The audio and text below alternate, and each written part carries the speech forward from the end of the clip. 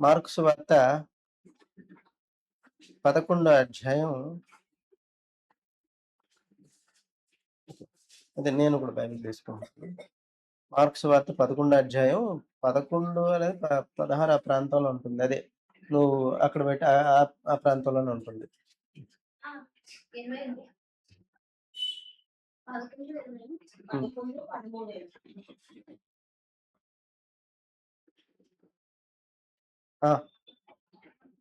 చదవండి.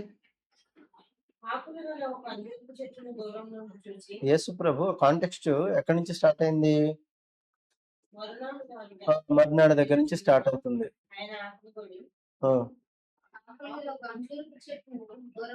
చూసి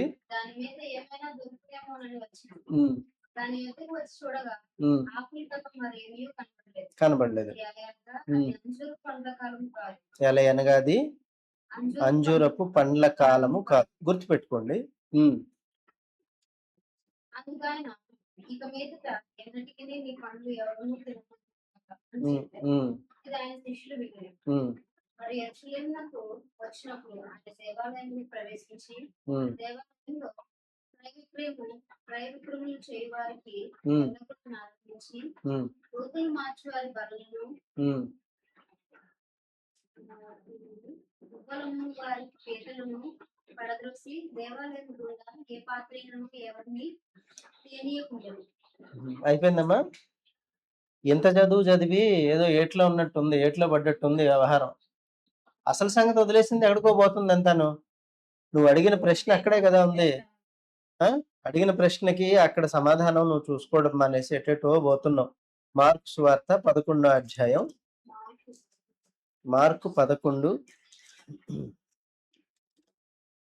ఇక్కడ ఇది పని చేయట్లేదు. బైబిల్ హబ్ ఓపెన్ చేస్తే అది పని చేయలే, హ్యాంగ్ అయిపోయింది అది. అక్కడ ఒక మంచి మాట ఉంటుంది గ్రీకులు, అది చెప్దామని నేను ఓపెన్ చేశాను. 12 నుంచి 14 2 వచనాలే అక్కడ మనకి చాలా ఇంపార్టెంట్. సరే, ఈ కాంటెక్స్ట్ ని మనం 2 విధాలుగా చూడాలి. ఒకటి సందర్భాన్ని, రెండోది అందులో ఉన్న విషయాన్ని. సందర్భం ప్రకారం చూస్తేనేమో యేసు ప్రభు ఒక గాడిద పిల్లను, అది గాడిదని తీసుకురమ్మని, కట్టబడి ఉన్న ఒక గాడిద పిల్ల కనబడుతుంది, దాన్ని తీసుకురమ్మని, పైగా అది ఏ మనుష్యుడును ఎన్నడును కూర్చోలేనిది, ఎక్కనిది, అంటే ఎప్పటికీ అది పుట్టిన దగ్గర నుంచి నాటి వరకు కూడా అది ఎక్కనిది అని చెప్పేసి అని చెప్పుకొచ్చాడు. అని చెప్తూ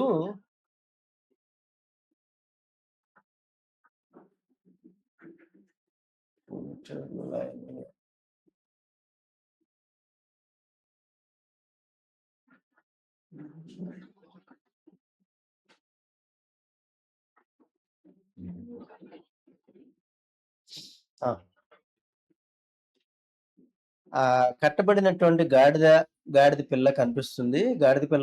దాని మీద ఏ మనుషుడు ఎప్పుడు కూర్చోలేదు. రెండో వచనం అన్నమాట ఇది. యెరూషలేముకు సమీపించి, యెరూషలేం దగ్గరకు వచ్చిన తర్వాత ఆయన ఈ విషయాన్ని, ఆ సందర్భాన్ని మనం ఇక్కడ చూస్తున్నాం.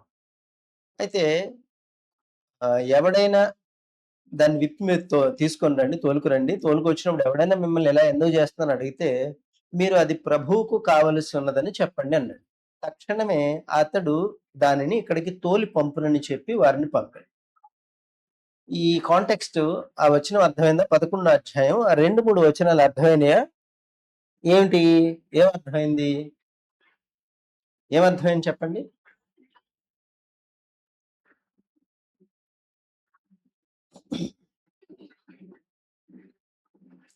ఏమర్థమైంది అసలు? అక్కడ విషయం ఏమిటి? ఇప్పుడు ఆయన యెరూషలేమునకు సమీపించి ఒలీవల కొండ దగ్గరనున్న బెతనియా అను గ్రామాలకు వచ్చినప్పుడు, ఆ గ్రామం యెరూషలేం పట్టణం దగ్గరకు వచ్చినప్పుడు ఆ దగ్గర ఉన్న గ్రామాలు బెతనియా అనే 2 గ్రామాలు ఉన్నాయి. ఆల్రెడీ మనకి తెలుసు బెతనియా అనే గ్రామం లాజరు సో మనకి జ్ఞాపకం ఉన్న విషయమే కదా. అవునా? లాజరు ఎవరు? మళ్ళీ పూర్వోత్తరాల్లోకి వెళ్ళాలి. మళ్ళీ పూర్వోత్తరాల్లోకి వెళ్ళాలి. ఎందుకంటే మనం అన్నీ వదిలేసాం. అవన్నీ వదిలేసాం కదా! అంచేత మన మైండ్‌లో అది లేదు. లాజర్ ఎవరు? లాజర్ ఎవరు?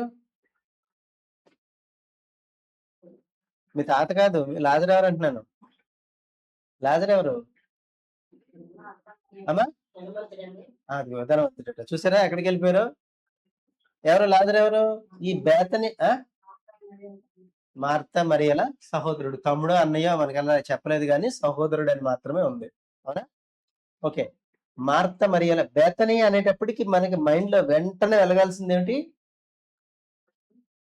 మార్తా మరియల సహోదరుడైన లాజరు. ఈ లాజర్ని యేసు ప్రభు బ్రతికించాడు. ఇదంతా కూడా మన ఆ గ్రామంలో ఆ గ్రామాలు బేత్పగే అండ్ బేతనియ అను గ్రామాలకు వచ్చినప్పుడు శిష్యుల్లో ఇద్దరిని పిలిచి ఏమంటున్నాడంటే, మీరు మీ ఎదుటనున్న గ్రామానికి వెళ్ళండి. అక్కడ కట్టబడి ఉన్నటువంటి ఒక గాడిద పిల్ల కనిపిస్తుంది. దాని మీద ఏ మనుష్యుడును ఎన్నడును ఎక్కలేదు. గాడిద పిల్ల కనిపిస్తుంది. ఇంకొక సందర్భంలో లోకాసు వార్తలు అనుకుంటాను, గాడిద పిల్లను కూడా తెచ్చామంటాడు. రెండింటినీ తెచ్చామన్నాడు. ఏమిటి దాని అర్థం? పోనీ ఇక్కడ ఈ కాంటెక్స్ట్ లో గాడిద అండ్ గాడిద పిల్ల గురించి చెప్తున్నాడు కదా. గాడిద పిల్ల కనబడుతుంది. దాని మీద ఏ మనుష్యుడు ఎన్నడూ కూర్చోలేదు. దాన్ని విప్పి తోలుకొని రండి. మీరు తోలుకొని వచ్చినప్పుడు ఎవరైనా మిమ్మల్ని అడిగితే ఏది అది ఆ గాడిద ప్రభువునకు కావలసి ఉందని చెప్పండి అన్నాడు. ఇప్పుడు ఆ గాడిద ప్రభువుకి కావాలని చెప్పమన్నప్పుడు అవతలి వాడు ఆ గాడిద సొంతదారు ఇప్పుకుపోతుంటే ఊరుకుంటాడా? మీ ఇంట్లో కోడిపెట్ట ఉంది. కోడిపెట్ట చిన్న అది పెట్టిన 2 పిల్లలు పిల్లలు ఉన్నాయి. గబగబా నా బోటుగాడు వచ్చి ఆ పిల్లలు దాన్ని పట్టుకుపోతుంటే నువ్వేం చేస్తావు?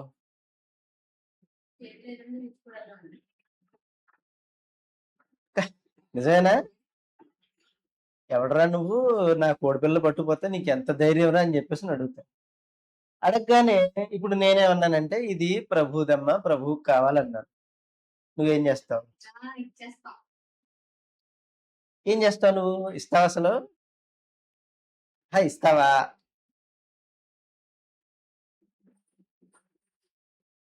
సాధారణంగా మనం ప్రభువుకి కావాలి, కోడిపిల్లతో ఆయనకి పని ఏమిటి అని అడుగుతాం.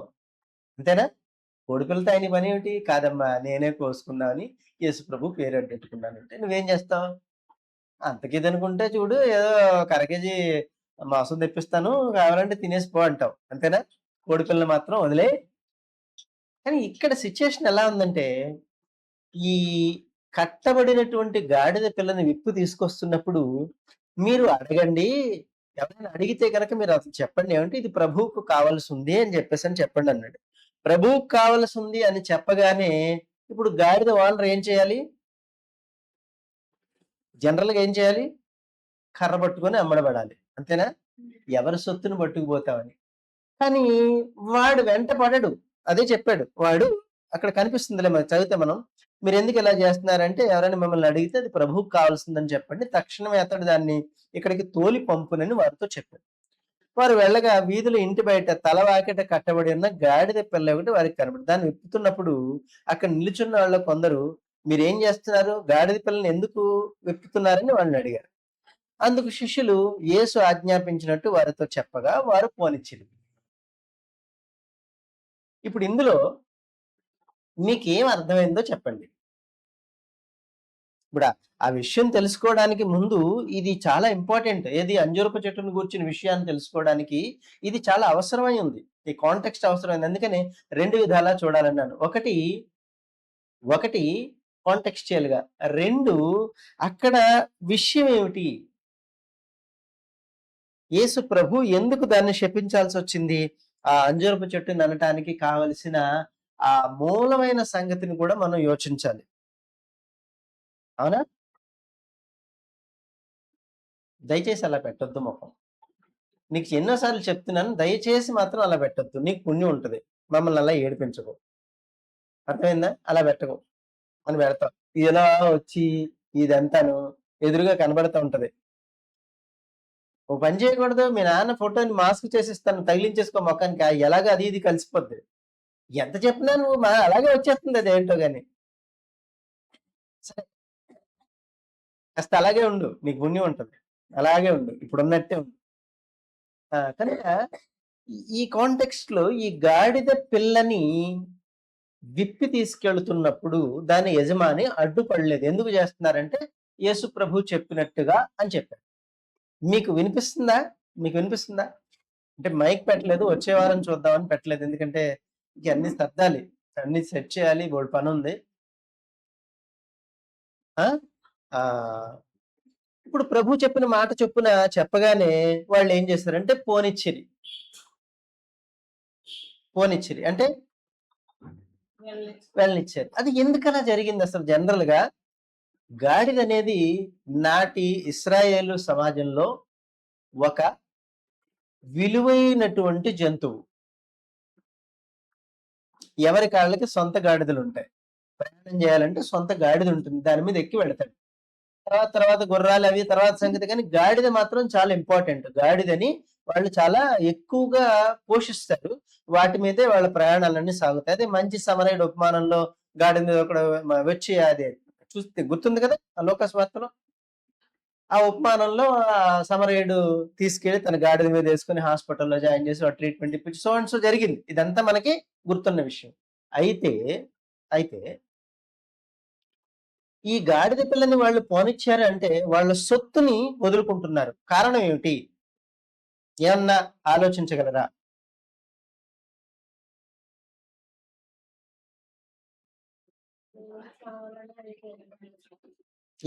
ఏది గాడిదనా? గాడిదని కావాలని కోరుకున్నాడా? లేకపోతే ఇంకేదైనా ఒక విషయాన్ని తెలియచేయటానికి, లేదు ఒక పరంపరగా కొనసాగుతున్న సంగతిని సాక్ష్యంగా చూపించడానికి యేసు ప్రభు పనిచేస్తున్నాడా? ఉదాహరణ ఇప్పుడు మీకు అర్థమవుతుంది, జాగ్రత్తగా చూడండి. సౌలుని రాజుగా అభిషేకించాక దేని మీద కూర్చోబెట్టారు?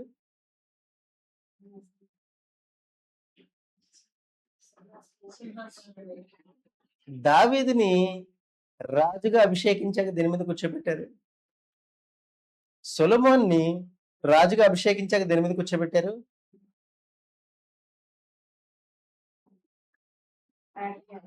అదన్నమాట, గాడిద మీద కూర్చోబెట్టారు.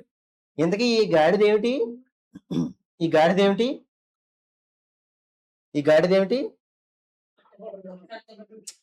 కరెక్టే, కట్టబడిందో ఒక్కబడిందో తర్వాత సంగతి. ఈ గాడిద ఏమిటి? ఇదొక ప్రత్యేకమైన గాడిద.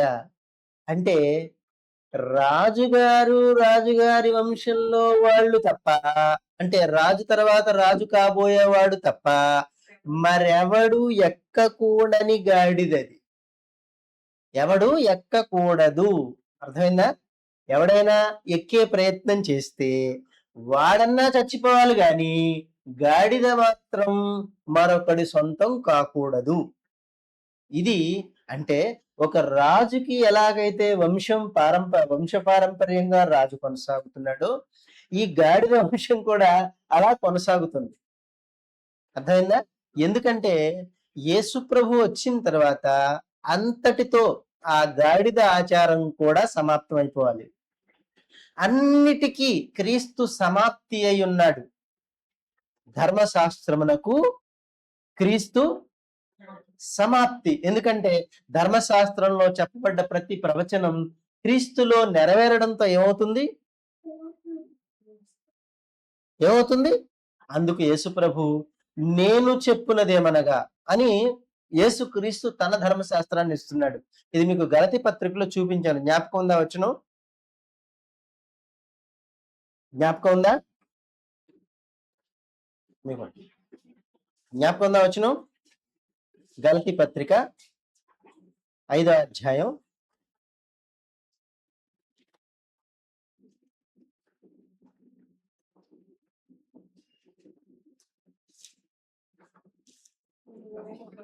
6వ అధ్యాయం 2వ వచనం. గలతీ పత్రిక 6వ అధ్యాయం 2వ వచనం. భరించి ఇలాగు క్రీస్తు నియమమును అన్నారు చూసారా. అక్కడ ఒరిజినల్ గా ఉన్న మాట ఏమిటంటే ధర్మశాస్త్రము. ఒరిజినల్ గా ఉన్న మాట. మరి ఎందుకు మార్చారు ఈ తర్జుమాదారులు? వీళ్ళకి ఏం జాడ్యం వచ్చిందో తెలీదు.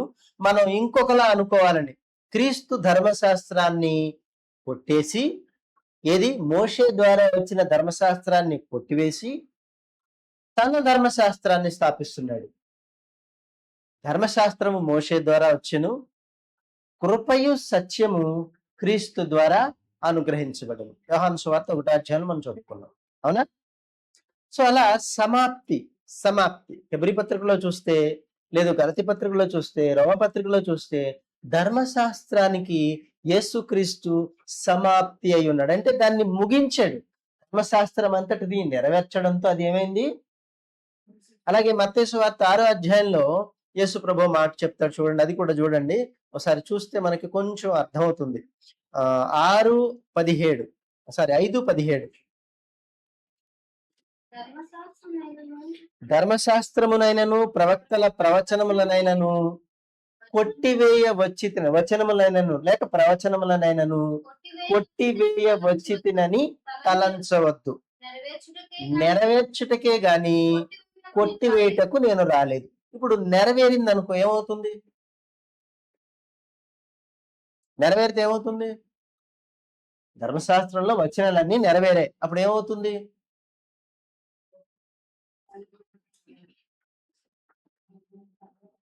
ఏమండి అదే నెరవేరింది అంటున్నాను, మళ్ళీ మీరు తిరగేసి అదే చెప్తారేమిటి? ధర్మశాస్త్రంలో వచనాలన్నీ నెరవేరాయి యేసు ప్రభువులో. అప్పుడు ఏమైంది? ఏమవుతుంది? అప్పుడు ఏమవుతుంది?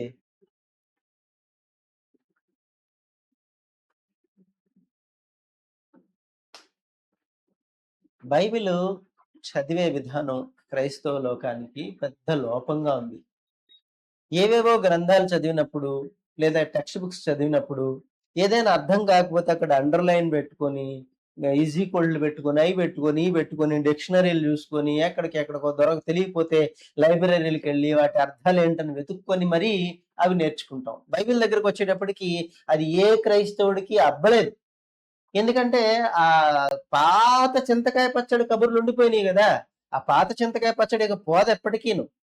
పచ్చడికి అలవాటు పడిన తర్వాత ఈ నాలిక ఆ పచ్చడే కావాలంటది.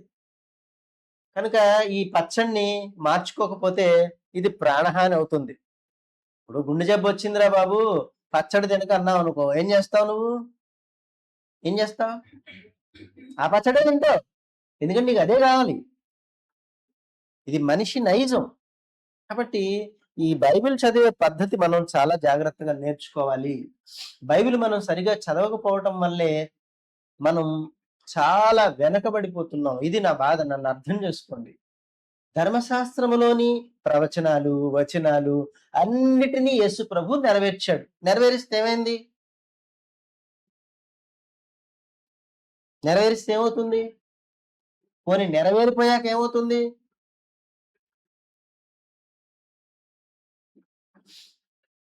నెరవేరిపోయాక ఏమవుతుంది? ఎంత సింపుల్ గా ఉందో. వాటంటే ఏంటన్నట్టుంది ప్రశ్న. ఏమవుతుంది? యేసు ప్రభు ధర్మశాస్త్రంలోని వచనాలన్నిటినీ కొట్టివేయటానికి రాలేదు. ప్రవక్తలనైనను ప్రవక్తల వచనములనైనను కొట్టివేయటకు నేను రాలేదు, నెరవేర్చడానికే వచ్చానన్నాడు. నెరవేర్చేటప్పుడు ఏమైంది?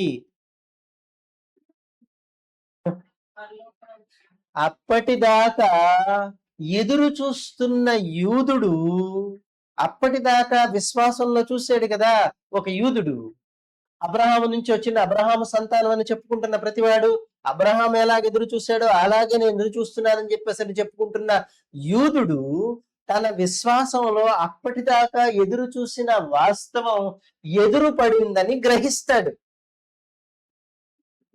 అవునా? ఎదురు పడిందని గ్రహిస్తాడు. అంటే నెరవేరింది కాబట్టి, ఏది? ఆ ప్రవక్త ప్రవచనం నెరవేరింది కాబట్టి ప్రవచించిన ప్రవక్త నిజం, ఆ ప్రవక్తతో పలికించిన దేవుడు నిజం అని ఒక యూదుడు గుర్తిస్తాడు. గుర్తించినప్పుడు ఏం చేస్తాడు వాడు? అప్పటిదాకా నిరీక్షించాడు, ఎదురు చూశాడు. ఇప్పుడు చటుక్కున ఎదురు చూసింది, ఎదురు పడింది. ఏం చేస్తాడు? ఇంకా మీకు అర్థమయ్యేటట్టు చెప్పాలి. పెళ్లి సంబంధం కుదిరింది. పెళ్లి కూతురు ఫోటో, పెళ్లి కూతురు నువ్వు చూడలా, పెళ్లి కూతురు ఫోటో ఎవరో పట్టుకొచ్చి ఇచ్చారు, చూసుకున్నా, ఓకే బాగుంది అనుకున్నాం. ఇప్పుడు తీరా ఒక రోజు వచ్చింది, పెళ్లి కూతురు ఎదురుపడింది. ఏమనుకుంటాడు ఈ పెళ్లి కొడుకు? ఈ పెళ్లి చేసుకున్నవాడు ఏమనుకుంటాడు?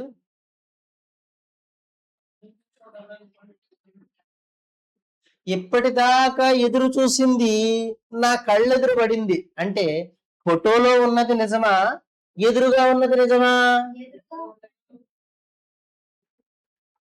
ఇప్పుడు యేసు ప్రభువుని ఎదురు చూసి అలా వందల సంవత్సరాలు, వేల సంవత్సరాలు గడిచిపోతుంటే, అన్ని వేల సంవత్సరాలు గడిచిపోయిన తర్వాత చటుక్కున ప్రత్యక్షమై చెప్పిన ప్రవక్తల ప్రవచనాలన్నీ ఒక్క ఉదుట్న నెరవేర్చిన వ్యక్తిగా ఎదురుపడ్డాడు. ఇప్పుడు ఏం చేస్తాడు? చూస్తున్నవాడు ఇప్పుడు ఏం చేస్తాడు అమ్మా? ఏం చేస్తాడు? చూస్తున్నవాడు ప్రవక్తల ప్రవచనం కోసం ఎదురు చూశాడు. ఓ భక్తుడు, ఓ ప్రవక్త ప్రవచనం కోసం ఎదురు చూస్తున్నాడు. ప్రవచనం ప్రకారంగా పుట్టాడు, ప్రవచనం ప్రకారంగా నడుస్తున్నాడు, ప్రవచనం ప్రకారంగా అద్భుతాలు చేస్తున్నాడు, ప్రవచనం ప్రకారంగా అన్ని చేస్తున్నాడు. ఈ ప్రవక్తల ప్రవచనాలన్నీ ఈ ఒక్క వ్యక్తిలో నెరవేరడం చూస్తున్నాడు. చూస్తున్నప్పుడు ఏం చేస్తాడు?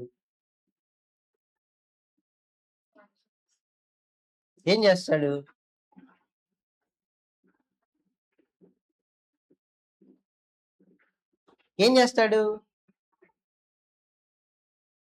ఎదురుగా కూర్చొని చెక్క భజన చేస్తూ ఉంటాడు. అంతేనా? సాక్ష్యం ఇస్తాడు ఒకటి. ఇంకా బాగుంది. ఇంకా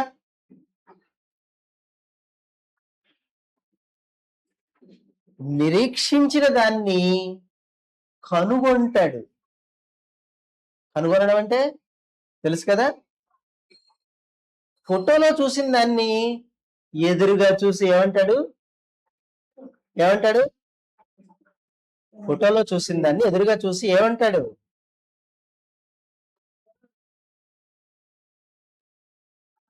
మళ్ళీ వెనక్కి వెళ్ళాలి, పెళ్లి చూపుల రోజులకి వెళ్ళాలి. ఇప్పుడు ఏమనుకుంటాడు? ఎదురుగా పెళ్లి కూతురు కనిపిస్తుంది, ఫోటో ఇప్పుడు దాకా జేబులో ఉంది.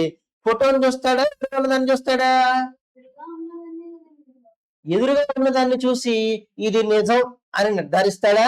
లేకపోతే ఫోటో ఇదే నా పెళ్ళం అంటాడా? ఫోటో పట్టుకొని ఏమంటాడు? ఏమీ మాట్లాడరు. ఏమంటాడు ఫోటో పట్టుకొని? ఓ, ఇది దాని ప్రతిబింబమే తప్ప, దాని ఫోటోనే తప్ప ఇది నిజం కాదు, ఇదిగో నిజం అంటే ధర్మశాస్త్రంలో చెప్పిన ఈ ప్రవచనాలన్నిటి యథార్థ స్వరూపం ఇతనే కనుగొంటాడు,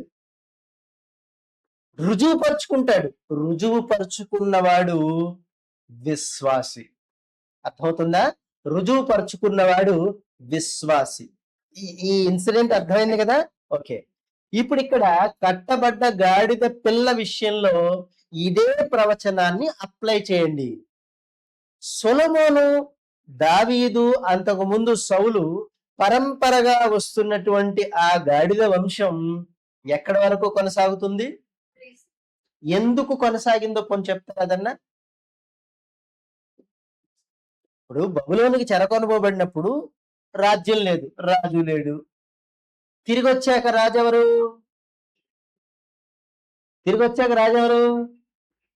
బబులోన్ నుంచి వచ్చారు. తిరిగి వచ్చాక రాజెవరు? అండర్ రోమా ప్రభుత్వంలోకి వెళ్ళిపోయారు. నిద్ర బాగా వస్తుందిలే, ఎందుకంటే చల్లగా ఉంది కదా, వస్తూ ఉంటుంది నిద్ర. పొద్దున్న మధ్యాహ్నం తేడా ఉండదు. నిద్రపోవడానికి మంచి అవకాశం మనకి, ఎందుకంటే నా మాటలు కూడా అలాగే ఉంటాయి, జ్వరపడినట్టే ఉంటాయి. పడుకోండి. సరే, చెప్పండి. బబులోను చెరలోంచి వచ్చిన తర్వాత రోమన్ అధీనంలోకి వెళ్ళిపోయారు. అవునా? రోమా అధీనంలోకి వెళ్ళిపోయి ఇక్కడ వీళ్ళకి రాజేడి. అందుకని ఇశ్రాయేలీలందరూ రాజ్యాన్ని స్థాపిస్తాడు, మాకు ఒక రాజు వస్తాడని ఎదురు చూస్తున్నారు. మరి రాజు లేడు కాబట్టి గాడిద వంశం ఏమవుతుంది? ఎవడో గాడిద మీద ఎక్కట్లా, రాజుగారు వచ్చి గాడిద మీద ఎక్కితే తప్ప. అర్థమైందా? రాజుగారు వచ్చి గాడిద మీద ఎక్కితే తప్ప ఆ గాడిదకు కూడా విముక్తి లేదు. దాని పని ఏమిటి? మెయ్యడం తిరగడం, మెయ్యడం తిరగడం తప్ప దానికి ఇంకా వేరే పనేం లేదు. ఆ వంశం అలా నడుస్తూనే ఉంది. అర్థమైందా?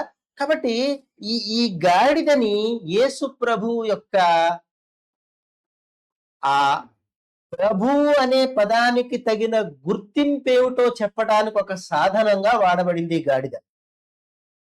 అర్థమైందా? అందుకని ఆ గాడిద యేసు దగ్గరికి తీసుకొచ్చిన తర్వాత గాడిదని తమ బట్టలు దానిపైన వేయగా ఆయన దాని మీద కూర్చున్నాడు. కూర్చుంటే అనేకులు తమ బట్టలను దారి పొడుగున పరిచిరి. కొందరు తమ పొలాల్లో పండిన నరికలు కొమ్మల్ని పట్టుకొచ్చి ముందు వెనక వెళ్తూ వాళ్ళు ఏమంటున్నారంటే జయము అంటే హోసన్నా, హోసన్నా, ప్రభు పేరట వచ్చువాడు స్తుతింపబడును గాక. చూడండి వాళ్ళ అభిప్రాయం చూడండి. వచ్చుచున్న మన తండ్రి అయిన దావీదు రాజ్యము స్తుతింపబడును గాక. ఏమిటి? దావీదు రాజ్యము, దావీదు కుమారుడే.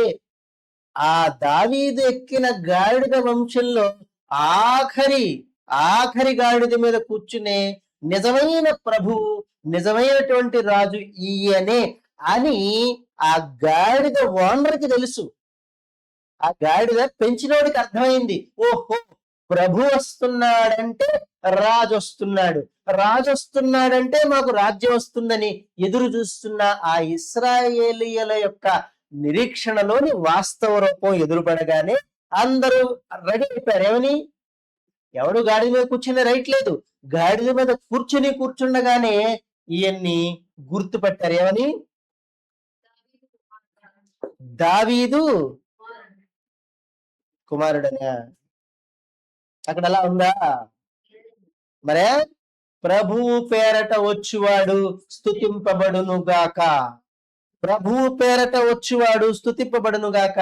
మన తండ్రి అయిన దావీదు రాజ్యము వచ్చుచున్న అప్పటి వరకు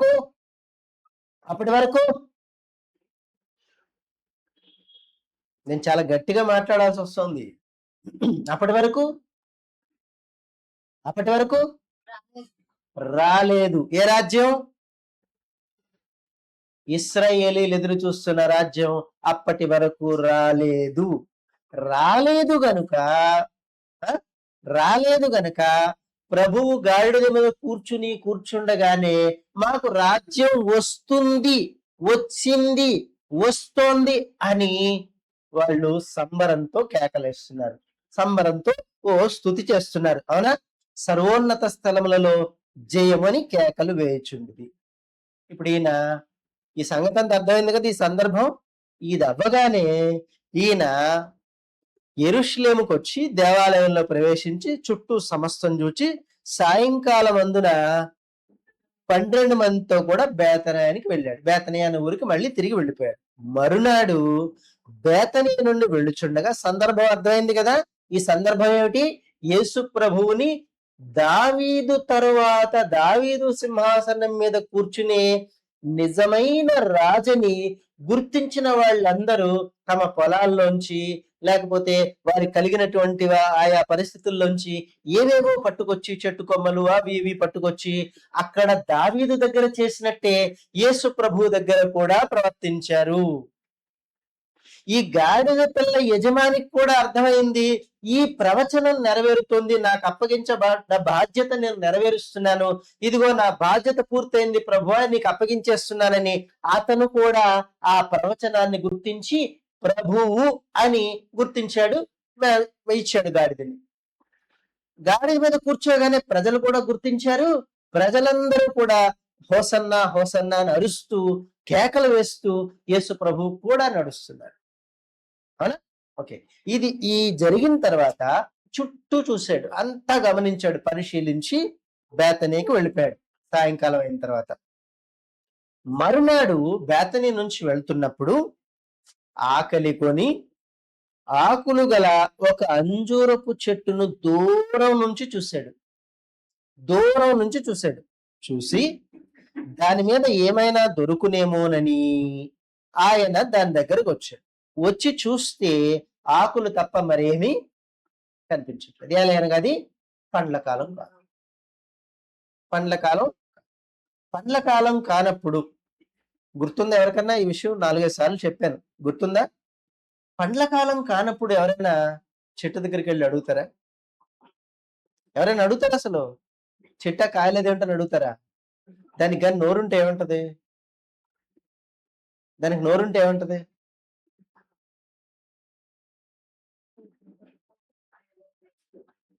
దానికి నోరుంటే ఏమంటది?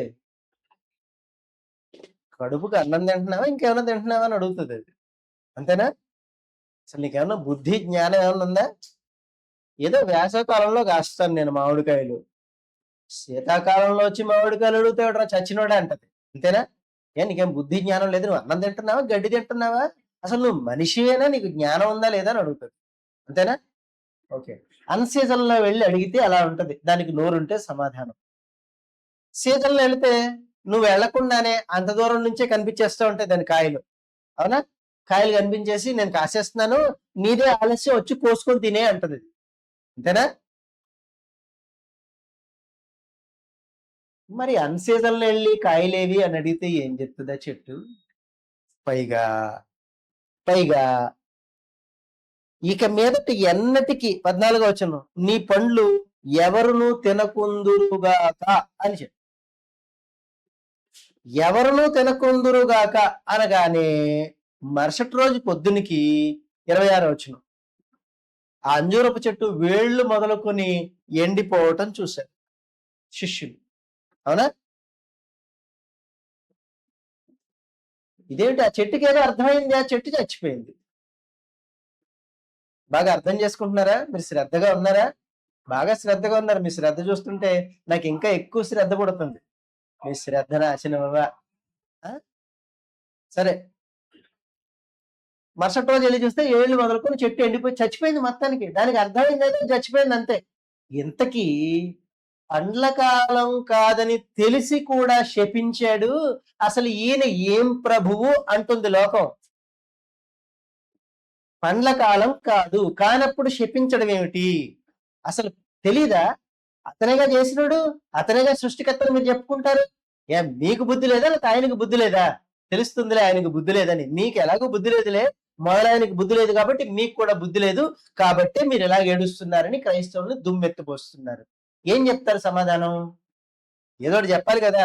అందుకే ఏం చేస్తారంటే, ఆ చెట్టుకండి ముసిగేసుకుని వేషధారనండి, దానికి అదో రకమండి, అదో రకమైన చెట్టు అండి, అదొక దుర్మార్గమైన చెట్టు అండి, అది నటిస్తుందండి, నటన దానికి అని చెప్పుకోవడం మొదలెట్టారు సమాధానం చేతకాక.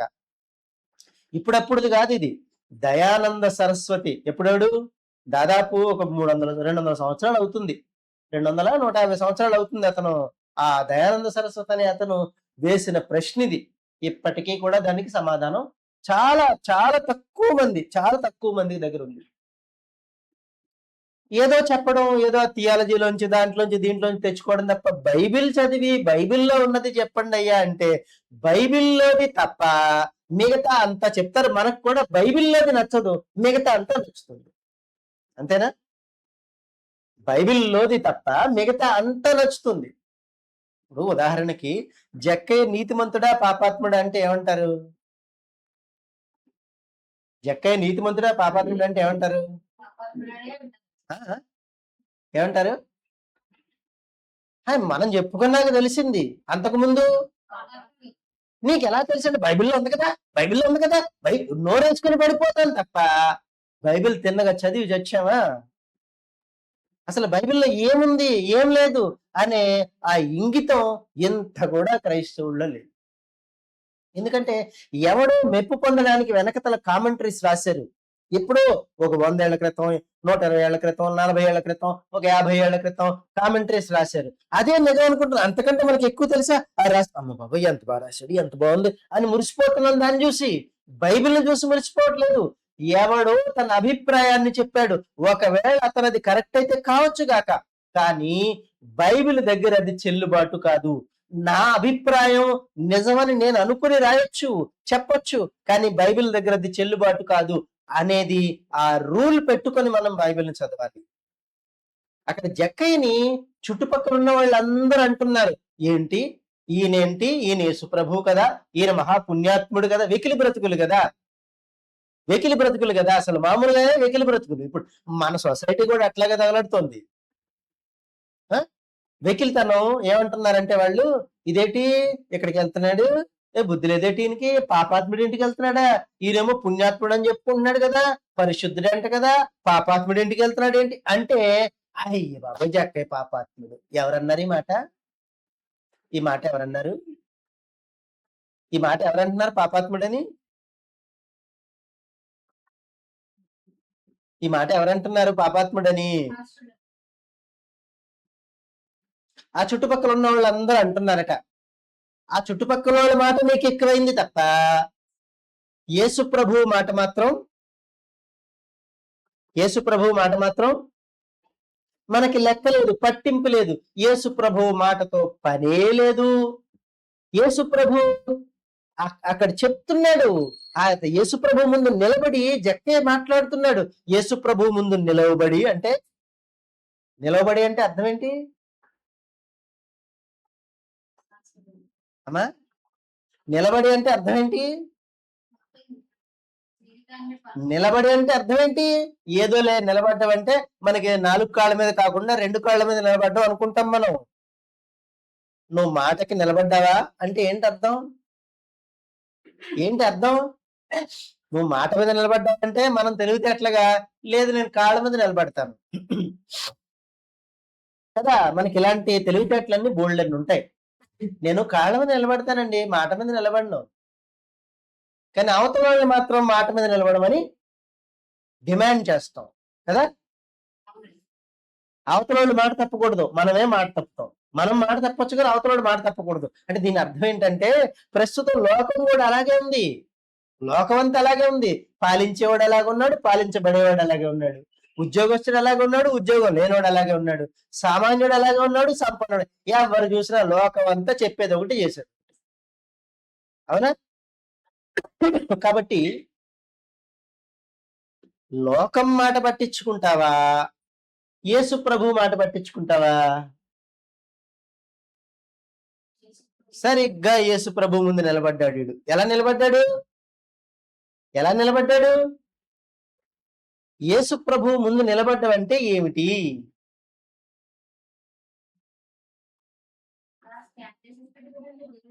జడ్జి గారి ముందు నిలబడ్డాం అంటే అర్థం ఏంటి?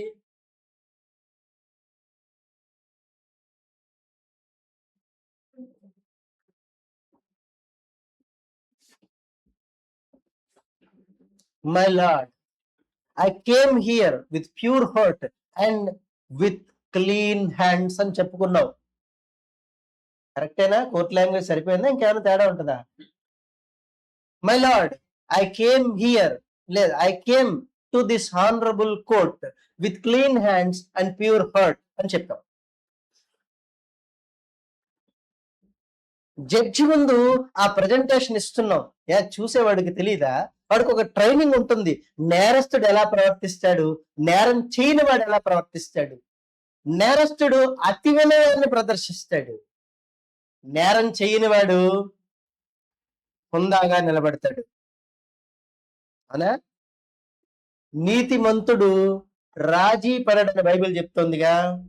నీతిమంతుడు రాజీ పడడు, ఎంతైనా భరిస్తాడు. కానీ చెయ్యని దాన్ని నీతివంతుడు ఎన్నటికీ అంగీకరించడు. అదే దొంగ అనుకో, ఇంత నటన అనమాట. ఈ నటన మళ్ళీ వచ్చేస్తుందే. మనకు నటుడు ఉన్నాడు తెలుసా మీకు? తెలుసా? కోర్టులో ఎలా నడుస్తాడు అనుకుంటున్నారు? అది పెళ్ళం ఇది కళ్ళు కనబడినట్టు ఇలా తడుముకుంటుంటాడు. ఇలా తడుముకుంటుంటే పెళ్ళం చెయ్యట్టుకుని తీసుకెళ్తా ఉంటది. భలే ఉంటదిలే సీన్. మీకు తెలీదు, మేము కళ్ళతో చూసాం గనక అదిరిపోయాం. ఆ సీన్ చూసి పొంగిపోయాం అనుకో, మా మోకాలు మండ. పొంగిపోయాం ఆ సీన్ చూసి. అట్లా ఉంటుంది. అలాంటి నటులు లోకంలో ఉన్నారు. ఆ నటనని నిజం అనుకుంటారు. అదే కరెక్ట్ గా ఉంటుంది వాళ్ళ లోకానికి. నటించడం, పొగడడం, ఇవి క్రైస్తవ్యానికి పనికిరావు. దాన్ని ఏమన్నాడంటే వేషధారణ. వేషధారణ మనసులో ఒకటి, పైకొకటి ఉండకూడదు. స్పష్టంగా ఉండాలి. మనసులో నిన్ను పొగిడితే ఒకలా ఉండడం, పొగడకపోతే ఇంకోలా మారిపోవడం, నువ్వు మంచిదాని అంటే ఒకలా ఉండడం, నువ్వు గొప్పోడు అంటే ఇంకొకలా ఫీల్, ఇలాంటివేవి క్రైస్తవ్యం దగ్గర కుదరవు. యేసు ప్రభు ముందు నిలబడంటే ఏం ప్రదర్శిస్తున్నాడు జక్కయ్య? ఏం ప్రదర్శిస్తున్నాడు?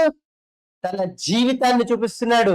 చూసుకో, నన్ను చూసి తర్వాత నువ్వు మాట్లాడు. ప్రభువా రా నువ్వు నేను అన్నట్టున్నాడు. ఇప్పుడు ప్రభు నా ముందు పోజు కొడతావరా నువ్వు అన్నాడా? మనమైతే అదే అంటాంలే. మనమైతే నాకే చెప్తావు నువ్వు, నాకు చెప్పేంతటివా నువ్వు అని మనం ఫీల్ అయిపోతాం. మనం ఓవర్ యాక్టింగ్ చేస్తాం. కానీ ప్రభు అలా అనలేదు. ఒక్కటే మాట చెప్పాడు, ఒక్కటే మాట. ఇతడును అబ్రహాము కుమారుడు. స్పష్టంగా చెప్పాడే మాటని. యేసు ప్రభు ముందు నిలబడగానే వాడి జీవితం యేసు ప్రభుకి తెలియదా? యేసు ప్రభుకి ఆ జక్కే జీవితం ఏంటో తెలియదా? అతని హృదయం ఏంటో తెలియదా? అతని ప్రవర్తన తెలియదా? అతను ఎలాంటి వాడో తెలియదా ఆయనకి?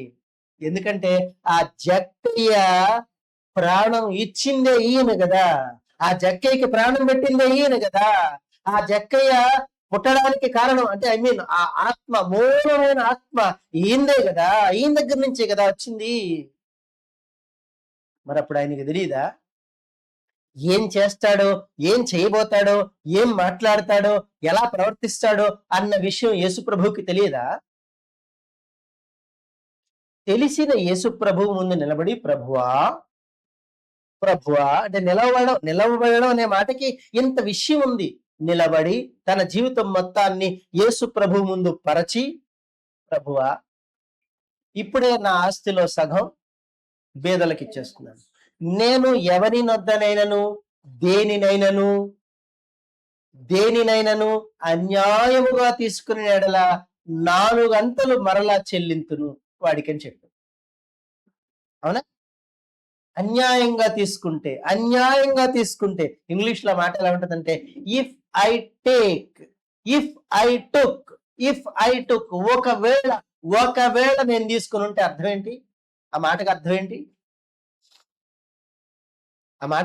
చెప్పండి. ఆ మాటకు అర్థం ఏంటి? ఇఫ్ ఐ టుక్ అంటే అర్థం ఏంటి?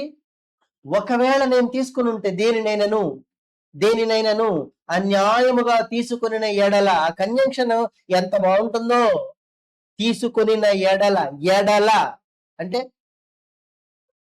తీసుకోలేదని తన జీవితాన్ని సాక్ష్యం పెట్టి ప్రభువు ముందు చెప్తున్నాడు. పెద్ద పెద్ద చదువులు బీటీహెచ్లు చేస్తారు. Bachelor of theology, master of divinity, master of theology, BD, అదే బ్యాచిలర్ ఆఫ్ డాక్టరేట్, ఇలాంటివి ఎన్నో చేస్తారు. కానీ ఈ చిన్న విషయాన్ని మాత్రం చూడరు. ఇన్ని గ్రంథాలు చదువుతారు, చేతిలో ఉన్న బైబిల్ గ్రంథాన్ని మాత్రం పరిశీలనగా చదవరు. అప్పుడు నీకు నిత్యత్వం ఎలా వస్తుంది? నీకు నిత్య జీవం ఎలా వస్తుంది? పరిశీలనగా చదువు. పరిశీలనగా నన్ను తెలుసుకున్నటను బట్టి, నేను యెహోవానని పరిశీలనగా తెలుసుకున్నట్టు బట్టి నేను ఆనందించువాడనని ఇర్మియా గ్రంథం 9వ అధ్యాయంలో చెప్పాడు యేసు ప్రభు. దేవుడు చెప్పాడు ఆ మాటని. కాబట్టి అంత పరిశీలనగా చదవాల్సిన గ్రంథాన్నేమో పక్కన పెడతారు. అక్కర్లేని గ్రంథాలని ఎవడో నా బోటిగాడు రాసిన గ్రంథాలని పట్టుకొచ్చి నెత్తిన పెట్టుకొని బావుకుంటారు. కనుక బైబిల్ చదివేటప్పుడు ఈ విధానం చాలా అవసరం. అందుకే ఈ సంగతి చెప్పాను. ఇప్పుడు ఇక్కడ యేసు ప్రభువు వచ్చి చూసినప్పుడు ఆకులు తప్ప కాయలు కనబడలేదు. ఎందుకంటే అది అంజూరపు పండ్ల కాలము కాదు. పండ్ల కాలం కాని టైంలో వచ్చాడు, అడిగాడు, ఇది ఎలా వస్తాయి కాయలు? కాయలు ఎలా వస్తాయి చెప్పండి? కాయలు ఎలా వస్తాయర్రా? ఏదోటి చెప్పండి. రావు. రాని కాయలు మరి ఎలా వస్తాయి? ఈయనకి బుద్ధి ఉందా? ఈయనకి అసలు బుర్ర ఉందా? అసలు యేసుప్రభుకి అని బుర్ర ఉందా? అసలు బుర్ర ఉండే ప్రవర్తిస్తున్నాడా? నాస్తికుడు ఇలా అంటాడు. వాడి తప్పేం లేదు, ఎందుకంటే ఇక్కడ అలాగే ఉంది. కానీ దేవుడు అంజూరపు చెట్టుకి ఒక గుణం పెట్టాడు. అంజూరపు చెట్టుకి ఒక గుణం పెట్టాడు. ఏమిటా గుణం అంటే నహూము గ్రంథం 3:2, ప్రకటన గ్రంథం 6:13. నహూము గ్రంథం 3:2 లేదా 12, 3వ అధ్యాయం 12వ వచనం అనుకుంటాను. 12ఏనమ్మా? 3:12. నహూము గ్రంథం 3:12. నీ కోటలన్నీయు అకాలపు పండ్లు, బాగా గుర్తుపెట్టుకోండి, అకాలపు పండ్లు, అకాలంలో కాసే కాయలు గల అంజూరపు చెట్ల వలె. అంజూరపు చెట్టుకున్న గుణం ఏమిటి? అకాలంలో కూడా కాయలు కాచే గుణం అంజూరపు చెట్టుకి దేవుడు పెట్టాడు. ఒకటి. రెండోది ప్రకటన గ్రంథం 6:13.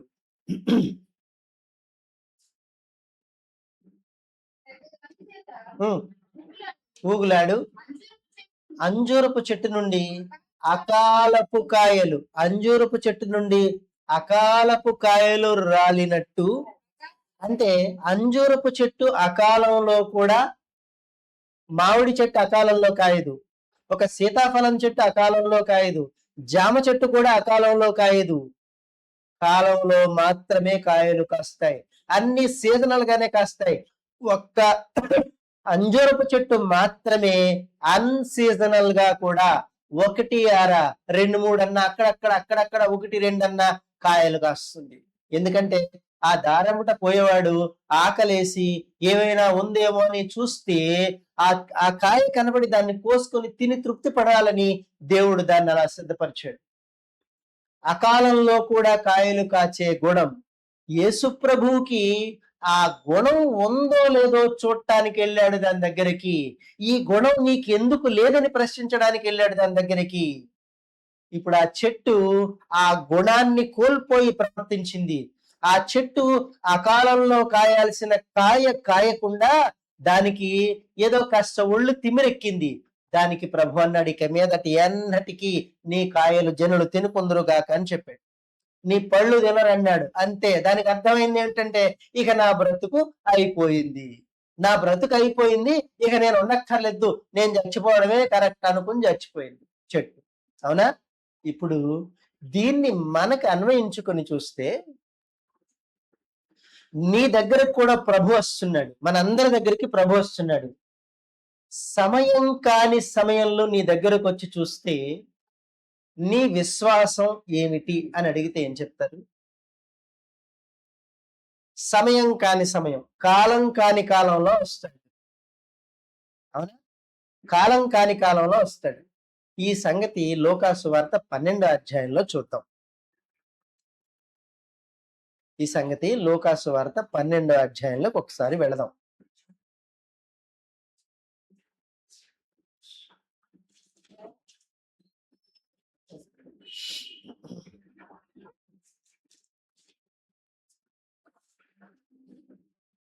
లూకాసు వార్త 12వ అధ్యాయంలో మనం చూద్దాం. 12:35 నుంచి చదవండి. ఆ పైన దొంగ గురించి చెప్తూ, మీరు ఆయన రాజ్యాన్ని వెదకండి, దానితో కూడా ఇవన్నీ మీకు అనుగ్రహించబడును, చిన్నమందా భయపడద్దు, మీ రాజ్యం మీకు అనుగ్రహించడం మీ ఉంది అని చెప్తూ, మీకు కలిగిన వాటిని అమ్మి ధర్మం చేయండి, పాతగలని సంచులను, పరలోకమందు అక్షయమైన ధనమును సంపాదించుకోండి, అక్కడికి దొంగ రాడు, చీమట కొట్టదు, మీ ధనం ఎక్కడ ఉండదో మీ హృదయము అక్కడే. ఇప్పుడు ఈ మాటతో మనకు ఒకటి అర్థమవుతుంది. ఏంటో తెలుసా? ధనం ఎక్కడుంటుందో నీ హృదయం కూడా. ధనం మీద వ్యామోహం పెరిగితే ఏం పోతుందో తెలుసా? ధనం మీద వ్యామోహం పోతే ఏం పోతుందో తెలుసా? పరలోకం పోద్ది. భక్తి పోతే మళ్ళీ సంపాదించుకోవచ్చు, మొదలకి పరలోకం పోతే. ధనానికి ప్రాధాన్యత ఇవ్వద్దు. నువ్వు ధనానికి ప్రాధాన్యత ఇవ్వద్దు. దేనికి ఇవ్వాలి? దేవునికి ప్రాధాన్యత ఇవ్వాలి. అని చెప్తున్నాడు ఇక్కడ. నీ ధనం ఎక్కడ ఉంటుందో నీ హృదయం కూడా, నీ మనసు ఎక్కడ ఉంటుంది? దేని మీద ఉంటుంది నీ మనసు? డబ్బు మీదే ఉంటుంది, ధన సంపాదన మీదే ఉంటుంది. దాని మీదకే పోతావు. నా దగ్గర ఎంత ఉంది, నా దగ్గర అంత ఉంది, ఎంత ఎంత లావుగా ఉన్నాను, ఎంత పొడుగ్గా ఉన్నాను, ఎంత బాగా బంగారం పెట్టుకున్నాను, ఎంత ఎంత ఏంటి సుఖంగా ఉన్నాను, ఎంత అందంగా తయారని అనుకుంటావు తప్ప పరలోకానికి మాత్రం ఎంత ప్రమాదకరమైన స్థితిలో చూస్తున్నారా? ఎంత ప్రమాదం చూస్తున్నారా? కాబట్టి నీ హృదయం ఎక్కడుంటుందో అక్కడ దేవునికి మాత్రమే చోటు ఉండాలి. అంటే దేవుడున్న చోటే నీ హృదయం కేంద్రీకృతమై ఉండాలి. ఇవన్నీ ఆయన ఇచ్చేస్తాడు. దేని గురించి నువ్వు బాధపడక్కర్లేదు, దేని గురించి నువ్వు చింతించక్కర్లేదు. ఇవ్వటానికి ఆయన పరలోకంలో సిద్ధంగా ఉన్నాడు. ఆయన దగ్గర ఏం తక్కువ ఉంది? ఇంత భూమిని చేసిన ఆయనకి ఏం తక్కువ ఉంది? ఈ భూమి పండాలని, ఈ భూమి మీద సమస్తం సమకూర్చి జరగాలని ఆయన అన్ని సిద్ధపరిచాడే. ఎక్కడో భూమి లోతుల్లో నువ్వు వెళ్ళి తీయలేని లోతుల్లో ఉన్న అమూల్యమైన వజ్రాల్ని, రత్నాల్ని బయటికి పట్టుకొచ్చి మరి భూమి మీద నీ చేతికి అందిస్తున్నాడు కదా. నీకేమిటి రోగం అని అడుగుతూ యేసుప్రభు అంటున్నాడు, సొలొమోను సైతము వీటి వలె ఒక దానితో, ఒక గడ్డి పువ్వులో కూడా అలంకరించబడలేదయ్యా. అంతకంటే గొప్ప స్థితిలో మిమ్మల్ని చూడాలని నేను మిమ్మల్ని పిలుస్తున్నాను. మీరేమిటి ఇలా చేస్తున్నారని యేసు ప్రభు అక్కడ బాధ వ్యక్తం చేస్తూ ఈ దొంగ ప్రస్తావన తీసుకొచ్చి ఒక మాట అంటున్నాడు. మీ నడుములు కట్టుకోండి, మీ దీపాలు. ఈ రెండు మాటల అర్థాలు చూద్దాం తర్వాత. తమ ప్రభువు పెండ్లి విందు నుంచి వచ్చి తట్టగానే అతనికి తలుపు తీయుటకు అతడెప్పుడు వచ్చునో అని. జాగ్రత్తగా చూడండి ఈ మాటల్ని. ఈ మాటలు ముందు నేర్చుకోండి. ఏమిటో తెలిసిన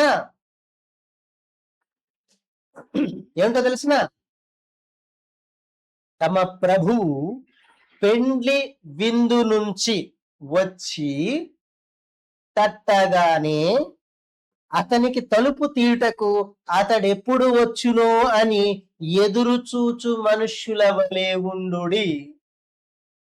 పెండ్లి విందు నుంచి వచ్చి తలుపు తడతాడట. ఎందుకో అమ్మా, పెళ్లికి విందు జరుగుతుంది, బోనాలు పెడతారు కదా, భోజనాలు పెడతారు కదా. భోజనాలకు అన్ని సిద్ధపరిచి వెళ్తారా? సిద్ధపరిచి వెళ్తారా పిలవటానికి?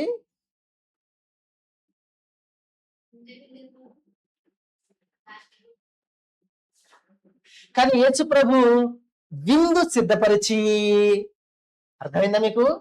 ముందు సిద్ధపరిచి కొడుతున్నాడు తలుపు. ఎప్పుడు వస్తాడా అని ఎదురు చూస్తూ ఉండాలంటే తలుపు వెనకతల. అమ్మ అంతేనా? ఎప్పుడు వస్తాడా అని తలుపు వెనకతలు ఎదురు చూస్తూ ఉండాలట. అలా ఎదురు చూసి ఆ శబ్దం తక్కువ తలుపు తీసి, పరమగీతాల్లో అదే చెప్పాడు, నా ప్రియుడు ధవళవర్ణుడు రత్నవర్ణుడు. అతడు తలుపు తడుతున్నప్పుడు నేను తీయకపోతిని, అతడు తలుపు తట్టగా నేను లెక్క చేయలేదు, నేను పడుకున్నాను, నేను నిద్రపోతున్నాను, నేను ఇంకా నాకు ఓపిక లేదు, నాకు నీరసంగా ఉంది, నాకు మోకాళ్ళ నొప్పులు, నడువు నొప్పులు, తలనొప్పి, ఒళ్ళు నొప్పులు అని చెప్పి నేను పడుకున్నాను, నాకు ఒళ్ళు మర్చిపోయి నేను ప్రవర్తించాను. ఇప్పుడు నా ప్రియుడు కావాలని అతడు తట్టి అలసి వెళ్ళిపోయాడు, నేను లెక్క చేయలేదు. అయ్యో నా ప్రియుడు వెళ్ళిపోయాడని నేను గగ్గోలు పెట్టి తలుపు తీసి అన్ని వీధులు వెతుకుతున్నాను. మీరు ఎప్పుడైనా చదివారా పరమగీతాల గ్రంథాన్ని? సంత వీధుల్లో వెతుకుతుంటే ఎవరో ఎదురుపడి, ఏమిటో అర్ధరాత్రి తిరుగుతున్నా అని నన్ను కొట్టి గాయపరిచారు, అయినా నా బ్రతుకు సిగ్గు రాలేదు. ఎంత బాధాకరమైన మాటలు ఉంటాయి అక్కడ తెలిసినా. నేను సంత వీధుల్లో వెతికాను, అర్ధరాత్రులు వెతికాను, ప్రతి చోట వెతుకుతున్నాను. నా ప్రియుడెక్కడా, నా ప్రభు ఎక్కడున్నాడు నేను వెతుకుతుంటే ఆయన నాకు కనబడకపోయాను. ఏం చేస్తావు కనబడకపోతే? అందుకే తట్టినప్పుడే తలుపు తీయడం నేర్చుకో, తట్టినప్పుడే ప్రభు స్వరం వినడం నేర్చుకో, తట్టినప్పుడే ఆ స్వరం వినబడుతున్నప్పుడే రెడీగా ఉండు. ఎప్పుడు వస్తుందా అని ఎదురు చూస్తున్న ఒక దాసురాలిలా ప్రవర్తించు. భక్తుడు దావీదు ప్రార్థన చేస్తూ అంటాడు, దాసుని కన్నులు యజమాని చేతి తట్టును, దాసి కన్నులు యజమానురాలి చేతి తట్టును చూచుచున్నట్టు దేవా యెహోవా నా హృదయము నీ కొరకు కనిపెట్టుచున్నది. అది కదా భక్తి అంటే. దాసి కన్నులు యజమానురాలి తట్టు, దాసుని కన్నులు యజమాని చేతి తట్టు, చూచుచున్నట్టు నేను చూచుచుంటినయ్యా, నీ గడప యొద్దనే నేను కాచియుంటినయ్యా. హల్లెలూయా స్తోత్రం యేసయ్యా, దీన ప్రార్థన ఆలకించు యేసయ్యా. గమనిస్తున్నారా? గమనిస్తున్నారు? అలా ఎదురు చూసేవాడు ప్రభువుకి ఇష్టడని చెప్తూ అంటున్నాడు. ప్రభువు వచ్చి ఏ దాసులు మెలకువగా ఉండుట కనుగొనునో, ప్రభువు వచ్చి ఇక్కడ అంజూరపు చెట్టే కానీ దాని యథార్థ రూపం ఎవరంటే ఒక విశ్వాసి. ఇప్పుడు ఈ విశ్వాసం ఎలా ఉండాలి? పాట పాడతారు కదా, ఓ విశ్వాసి నీవు మెలకువగా ఉండుమా ఉండుమా. పాడండి, పాట పాడండి.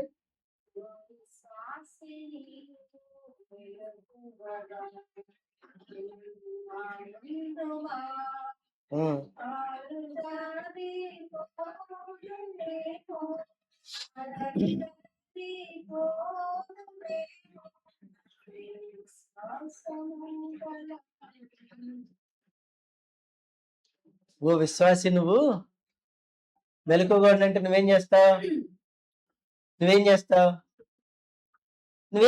చెప్పు అమ్మా. నువ్వు చక్కగా అమ్మా నిద్రపోతావా? మొకమ్మండా నిద్రపోతావు నువ్వు? సరే, చక్కగా ఎంత హాయిగా. ఎక్కడరా గుడి కంటే బడి కంటే గుడి పదిలం, కొందరికి గుడి కంటే బది పదిలం, అందరికి ఏదో ఉంటుందిలే, ఏదో చెప్తాడు అలాగా. గుడి పదిలం దేనికంటే విశ్రాంతి. నిజమే, విశ్రాంతి. నీ శరీరానికి నీ మనస్సుకి విశ్రాంతి.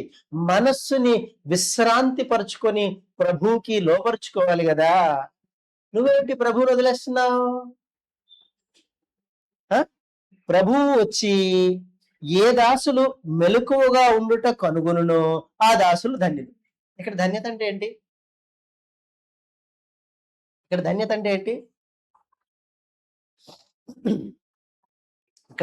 అంటే ఏంటి? పెండ్లి విందు నుంచి వచ్చాడు, తలుపు తట్టాడు, రెడీగా ఉన్నావు, తలుపైన కథలే ఉన్నావు, ఎప్పుడు వస్తాడో ఎదురు చూస్తున్నావు, అవునా?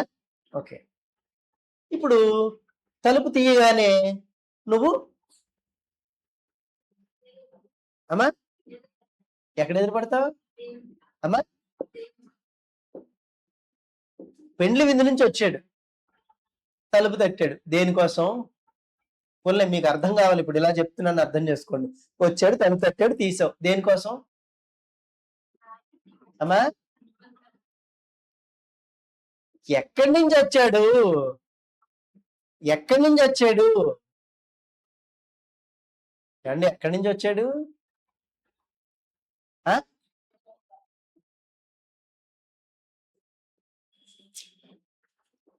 నేనేం చేయలేను ఇలా అయితే, నేనేం చెప్పలేకపోతున్నాను ఇలా అయితే, కష్టం అవుతుంది నాకు. ఎక్కడి నుంచి వచ్చాడు? పోనీ చదవండి అక్కడ.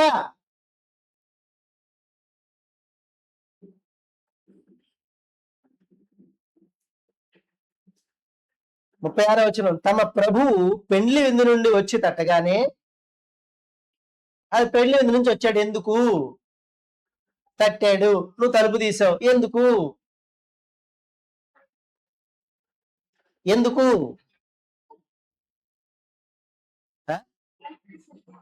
అవునమ్మా, తట్టాడు, నువ్వు తీసావు.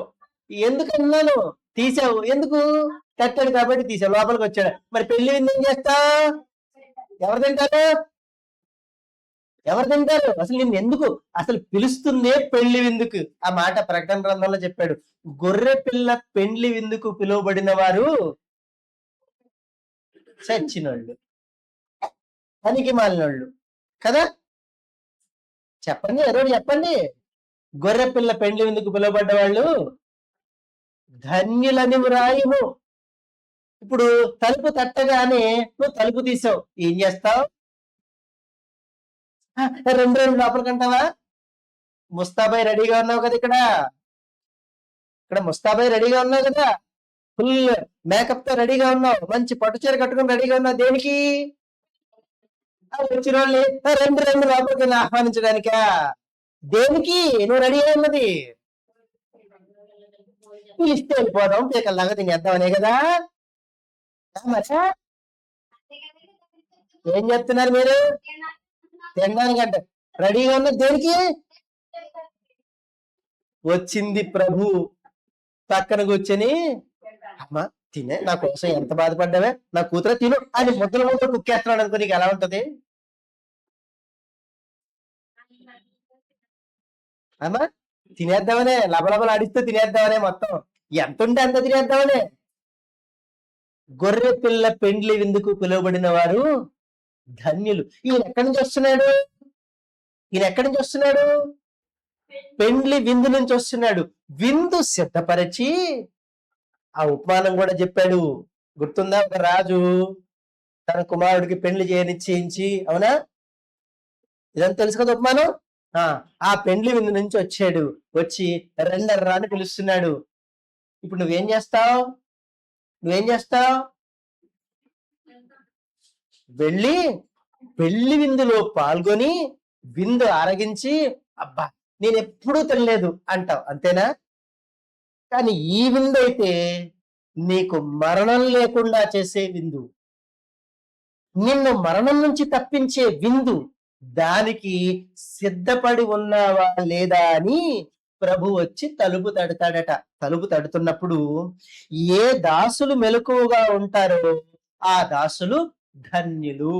మెలకువగా ఉండడం ధన్యత. ఒకటి. రెండు, అతడు నడుము కట్టుకొని వారిని, ఎవరో వచ్చిన ప్రభువు నడుము కట్టుకొని వారిని భోజన పంక్తిని కూర్చుండబెట్టి తానే వచ్చి వారికి ఉపచారము చేయునని మీతో చెప్పుచున్నాడు. ఎవరు చేసేది ఉపచారం? ఉపచారం చేసేది ఎవరు? ప్రభువే. ఆయనే చేస్తున్నాడు, ఆయనే వడ్డిస్తాడు అనమాట. ఏదో కోరిన ఫలములు. ఏది పాడండి, మొక్క పాడండి.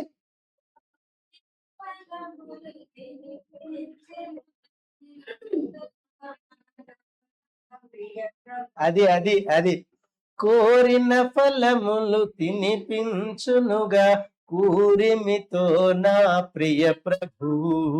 నీకేం ఫలం కావాలి? నీకేం ఫలం కావాలి? ఏం కోరతావు నువ్వు? అమ్మా ఏ ఫలాలు కోరతావు చెప్పు. పెద్ద లిస్ట్ ఉందా? నేనైతే ఒకటే కోరతానమ్మా. నేను ఒక్క ఫలమే కోరతాను. నాకు అన్ని కోరికలు లేవు. అన్ని తినేసి కడుపు పట్టకుండా పేలిపోవాలన్న కోరిక నాకు లేదు. నాకు ఒక్కటే ఉంది. నాకు ఒకే ఒక్క కోరిక ఉంది. ఏమిటో తెలుసా? అది ఫలమా? ఒకే ఒక్క కోరిక ఉంది. ఒక్క ఫలమే నేను కావాలని కోరతాను. జీవ వృక్ష ఫలం. అంతేనా? నువ్వు కోరుకునే ఫలం అది. గాని మామిడికాయలు, ములక్కాయలు, వంకాయలు ఇవి కాదు కదా అమ్మా. ఈ కాయలను తింటారా? ఈ తిన్నా ఒకటే, తినకపోయినా ఒకటే. ఈ తిన్నంత మాత్రం నీకేం లాభం వచ్చేది, తినకపోయినంత మాత్రం నష్టము లేదు. ఇవన్నీ భూమి మీదకే పరిమితం. కానీ పరలోకంలో దేవుని పరదేశులో జీవ వృక్ష ఫలము ఒకటి ఉంది. అది నీకు తినిపిస్తే నువ్వు జీవితాంతం బ్రతికే ఉంటావు. నువ్వు బ్రతికే ఉంటావు ఎప్పటికీ కూడా. మరణం అన్నది లేకుండా మారిపోతావు. అది వద్దు, నాకు మామిడికాయలు కావాలంటుంది మా అమ్మాయి. అవునా? నాకు పెద్ద లిస్ట్ ఉందంటుంది. ఆ లిస్ట్ లో ఇది ఉందో లేదో. కనుక ఇలా కోరిన ఫలము తినిపిస్తాడు. కోరిన ఫలం నీకేం కోరుకున్నావు నువ్వు జీవితకాలం అంతా? దేనికోసం నువ్వు పాకులేదా? దేనికోసం నీ విశ్వాసాన్ని కాచుకున్నావు? దేనికోసం నువ్వు ఎదురు చూసావు? దేని కొరకు నీ జీవితాన్ని ఫలంగా పెట్టావు? దేని కొరకు నిరీక్షిస్తూ కూర్చున్నావు? దేని కొరకు ప్రార్థనలు చేస్తున్నావు? దేని కొరకు కన్నీరు గారుస్తున్నావు? దేని కొరకు విశ్వాస జీవితాన్ని 30-40 ఏళ్ల బట్టి కొనసాగిస్తున్నావు? మరణం వరకు దేని కొరకు కాచు కూర్చున్నావు? దేని కొరకు? పాటలు పాడడానికా? దేని కొరకు? సరే, భోజన పంక్తిని కూర్చుండబెట్టి తానే వచ్చి వారికి ఉపచారం చేయని మీతో చెప్తున్నాను, నిశ్చయంగా చెప్తున్నాను. మరి అతడు ఎవరు? ఆ ప్రభువు రెండవ జామున వచ్చినను మూడవ జామున వచ్చినను మెలకువగా ఉండుట కనుగొనును ఆ దాసులు ధన్యులు. రెండవ జామున వస్తాడు. రెండవ జాము మూడవ జాము అంటే ఏంటి అర్థం? 1 గంటకి 2ంటికి 3ంటికినా? నేను గంటలు అడగలా, అర్థం ఏంటని అడిగాను. రెండవ జాము మూడవ జాము అంటే ఏంటి? కోడికూయడం సంగతి ఎందుకండి, మీ సంగతి చెప్పండి బాబు. పాస్టమ్మ గారు, మీకు పుణ్యం ఉంటది, చెప్పండి. రెండవ జాము అంటే ఏమిటి? పోనీ సగం రాత్రి ఏమిటి? నువ్వు ఎలా ఉంటావు? మూడో జాములోకి వెళ్తే నువ్వు ఎలా ఉంటావు? చెప్పండి. ఎలా పడుకుంటావు తెలుసా? మూడో జాములో ఎలా పడుకుంటావు తెలుసా? నువ్వు, నీ ఒళ్ళే నీకు తెలియదు, అంత మత్తులో ఉంటావు నువ్వు. అవునా? అంత మత్తులో ఉంటావు. రెండవ జామున వచ్చినను మూడవ జామున వచ్చినను. రెండవ జాము అంటే నిద్ర పట్టి కాస్త ఏదైనా చిన్న శబ్దం అయితే చటుక్కుని లేస్తావు, నిద్ర పట్టినా లేస్తావు. మూడో జాములో కనుకో ఇంక నీకు పక్కన పాకిస్తాన్ వాడు బాంబులు వేసినా కూడా తెలియదు, అంత మత్తుగా ఉంటది నీకు. అవునా? మీకు ఒక ఉదాహరణ చెప్తాను. సరిగ్గా 4:30 లేకపోతే 4:15, 4 ఆ టైం చూసుకోండి. పెద్దోడు 6వ నెల 4వ నెల మరి పిల్లాడు అప్పుడు పైనుంచి బస్సుని వాళ్ళు స్టార్ట్ చేయడానికి బ్యాటరీలు ఉండేవి కదా బస్సులకి, సెల్ఫ్ ఉండదన్నమాట. వాళ్ళు ఏం చేసేవాళ్ళు అంటే డౌన్ లో బస్సు ఆ ఎత్తులో నిలబెట్టుకొని గేర్లో వేసి వదిలేస్తారు. వదిలేసినప్పుడు దొర్లుకుంటూ ఇది స్టార్ట్ అవుతుంది. ఈ లోపు ఈ డ్రైవర్ ఏం చేస్తాడంటే చటుక్కుని అప్పుడు దాకా అడ్డున్న తీసేస్తాడు. ఆ టైర్ కింద అడ్డు పెడతారు కదా రాయి లాంటిది, అది తీసేసి టక్కన ఎక్కాలన్నమాట. అయితే ఆ డ్రైవర్ పాపం ఆ రోజు డ్రైవర్ లేడు, క్లీనర్ స్టార్ట్ చేస్తున్నాడు బస్సు. ఈ బస్సు డౌన్ లో వదిలేసి రాయి తీసాడు, డౌన్ లో వదిలేశాడు. ఎక్కలేకపోతే సరిగ్గా వచ్చి మన పక్కన కిరాణా షాప్ ఉంది, ఆ కిరాణా షాప్ లోకి దూరిపోయి పెద్ద శబ్దం వచ్చింది. పెద్ద శబ్దం వస్తే అందరూ లేచారు, నేను తప్ప అందరూ లేచారు. మా బొడ్డోడు కూడా లేచాడు. అప్పుడు ఈడొచ్చి ఏంటి ఏంటి ఏంటి ఏంటి అంటే నేను తుళ్ళిపడి లేచాను. మామూలు నిద్ర కాదులేండి అది, అలాంటి నిద్ర. ఆ మూడవ జాము అనే నిద్ర అలా ఉంటుంది. అవునా? దొంగోడు ఎప్పుడు ఆ టైంలోనే వస్తాడట. కనుక యేసు ప్రభువు తనని తాను ఒక దొంగ వచ్చినట్టుగా పోల్చుకుంటూ చెబుతున్నాడు. ఏమనంటే, ఒక దొంగ ఏ గడియన వస్తాడో ఇంటి యజమానికి తెలిస్తే అతడు మెలకువగా ఉండి తన ఇంటికి కన్నము వేయనీయడని తెలుసుకొనుడి. మీరు అనుకొనని గడియలో మనుష్య కుమారుడు వచ్చును గనుక మీరును సిద్ధముగా ఉండుడి. ఈ అంజూరపు చెట్టుకి యేసు ప్రభు వస్తాడన్న విషయం తెలిసి ఒళ్ళు మరిచిపోయింది. ఇది ఒక విశ్వాస జీవితానికి అప్లై చేసి చూస్తే యేసు ప్రభు వస్తాడన్న సంగతి నీకు తెలుసు కనుక నువ్వేం చేయాలి?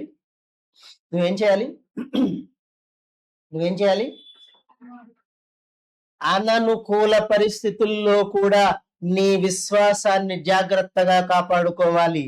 నీకు అనుకూలం కాని పరిస్థితిలో వచ్చి ఏం చేస్తున్నావు అని అడుగుతాడు. అప్పుడు ఏమవుతావు? ఆయన వచ్చి అడిగాడంటే పరలోకం దక్కదు. ఆయన వచ్చేటప్పటికి రెడీగా ఉండాలి. ఏ టైంలో వచ్చినా పర్వాలేదు, నువ్వు రా, నీకోసం ఎదురు చూస్తున్నాను అని తలుపు వెనకాల ఉండి పెళ్లి విందుకు వెళ్ళాలన్న ఆత్రంతో ఎదురు చూస్తున్న ఆ ఆహ్వానితుల్లా ఉండాలి తప్ప వచ్చినప్పుడు చూద్దాంలే అని కునికావా? వచ్చినప్పుడు సరి చేసుకుందాంలే అనుకున్నామా? ఇప్పుడు కాదు కదా, ఇప్పుడు ప్రార్థన చేయకపోయినా పర్వాలేదులే, అప్పుడు చేద్దాంలే అనుకున్నా. ఇప్పుడు మోకాలు నొప్పిగా ఉంది చేయలేను అనుకున్నా, ఒళ్ళు నొప్పులుగా ఉన్న పడుకుందాం అనుకున్నా, యేసు ప్రభువు సడన్ గా వస్తాడు. నీకు ఒళ్ళు నొప్పులైతే నాకెందుకు, నీకు అనారోగ్యం అయితే నాకెందుకు, నేను అడిగింది విశ్వాసం, నీ శరీర పరిస్థితి కాదు, నీ భక్తి, నీ బలహీనత కాదు, నేను అడిగింది నీ భక్తి ఏది అని అడిగితే ఏం చెప్తాం? ఏం చెప్తాం చెప్పండి? ఏం చెప్తాం? ఏం చెప్తారు? అయ్యో యేసు ప్రభా, ఇప్పుడే టాబ్లెట్ వేసుకున్నాను, కాసేపు ఆగే అంటావా? ఏమంటారు? ఏమంటావమ్మా? అయ్యా గుడ్లు వేసుకొని చూస్తుంది, ఏమంటా? లేదు ప్రభా, లేదు, కాసేపు కూర్చో, కాసేపు కూర్చో వెళ్ళిపోదాం, ఒక అరగంట కూర్చో వెళ్ళిపోదాం అంటావా? చెప్పండరా, ఇంకా కట్టద్దా? చెప్పండి, ఏం చేద్దాం? ఆ? అయ్యా తలనొప్పిగా ఉంది, ఇప్పుడే టాబ్లెట్ వేసుకున్నాను, ఒక 10 నిమిషాలే, కాస్త 10 నిమిషాలు నేను పడుకొని నేను టీ పెట్టేసి నీ కొద్దిగా ఇస్తాను, చెరుకు కొంచెం తాగేసి వెళ్ళిపోదాం అంటావా? ఏమంటావమ్మా? అమ్మా, మరి చూడలేకపోతే నీ భక్తి దేనికి, నీ విశ్వాసం ఎందుకు? చూడగలమా? చూడగలమా? కాదు, చూడాలి, చూడాలి. ఆకాశ మేఘారూఢుడై ఆయన దిగి వచ్చుట ప్రతి కన్ను చూచును చెప్పాడు కదా. ఆయన దిగి వచ్చుట, ఆయన ఎలాగూ పరలోకానికి వెళ్ళాడో అలాగే దిగి వస్తాడు, అది ప్రతి కన్ను చూస్తుందని బైబిల్ చెప్తోందా? నువ్వు చూడవా? చూస్తావా? నువ్వు చూసి ఏం చేస్తావు? రొమ్ము కొట్టుకుంటావా? అయ్యో బాబాయ్ బాబాయ్ బాబాయ్ రొమ్ము కొట్టుకుంటావా? లేకపోతే లేకపోతే పాటలు పాడుకుంటూ వెళ్తావా? ఏం చేస్తావు? అంజూరపు చెట్టుని అడిగినట్టే సడన్ గా అడుగుతాడు నిన్ను, సడన్ గా అడుగుతాడు నిన్ను. నువ్వు లెక్క చెప్పాలి, నువ్వు లెక్క చెప్పాల్సిన అవసరం ఉంది. జాగ్రత్త, నువ్వు ఏం చేస్తున్నావు అనేది ప్రభువుకి అవసరం. నాకు చెప్పొద్దు లెక్క, ప్రభు అడుగుతాడు, చెప్పాలి. ప్రభువు దగ్గర లెక్క చెప్పాలి. ఎలా ప్రవర్తిస్తున్నావు, నువ్వు ఏ విధంగా మాట్లాడుతున్నావు, నువ్వు ఏ విధంగా దేవుని దగ్గర ప్రవర్తిస్తున్నావు, నువ్వు ఎలా దేవుని సంఘంలో ఉన్నావు, నువ్వు ఎలా ప్రార్థనలో ఉన్నావు, నువ్వు దేవుని పట్ల, దేవుని విషయాల్లో, సంఘం పట్ల ఎలా ఉన్నావు అన్నది అడిగాడు అనుకోండి, నువ్వేం చేస్తావు? నా కూడు పెట్టద్దు, నన్ను గౌరవించొద్దు, కానీ మన ప్రభువుని గౌరవించాలా? మన ప్రభువుని ప్రేమించాలా? మన ప్రభు అంటే లెక్కలేదా? లెక్కలేదా? పోతావైతే నరకాగ్ని గుండానికి, నిన్నెవడు కాపాడుతాడు? ఆయనే తీసుకొచ్చి పాడేస్తాడు అందులో. దానికి ఏం చేస్తావు? ఎలా? సడన్ గా వచ్చి అడుగుతాడు. నీకు వస్తాడన్న విషయం తెలుసు కదా. దేవుడి దగ్గర ఉన్న ఒక మహా అద్భుతమైన గుణం చెప్పనా? ప్రేమది. ఏంటో చెప్పనా? నేను చేస్తానని ముందుగా చెప్పటం. నేను చేస్తానని ముందుగా చెప్పటం, చెప్పి చేయటం ఆయన దగ్గర ఉన్న గుణం. అర్థమైందా? చెప్పి చేయడం, చెప్పే చేస్తాడు, చెప్పకుండా చెయ్యడు. ఎందుకంటే నేను చెప్పలేదు అనే మాట అనిపించుకోవడం ఆయనకి ఇష్టం లేదో, లేకపోతే మరి ఏంటో. నువ్వు జాగ్రత్త పడతావని, నువ్వు జాగ్రత్త పడతావని, నువ్వు అజాగరూకుడవై ఉంటావని. అజాగరూకుడవై, ఏమిటా పాట?